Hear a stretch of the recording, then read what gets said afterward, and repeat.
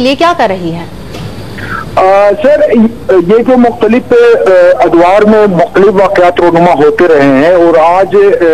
رات کو بھی یعنی گئے ہوئے رات کو بھی 12 اطلاعات کے مطابق 12 سکولوں کو جلایا گیا ہے،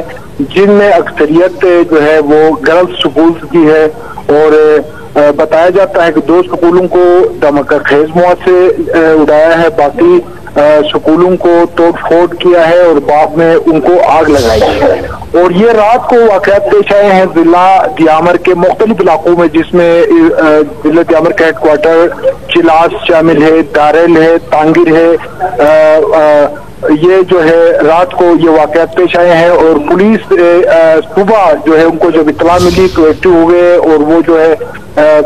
بتاتے ہیں کہ وہ جو ہے اس حوالے سے سرچ آپریشن بھی کر رہے ہیں اور اس واقعے میں ملوث لوگوں کو گرفتار کرنے کے لیے۔ بہت شکریہ روزنامہ ڈان کے نمائندے جمیل ناگری، آپ نے ہمیں اپڈیٹ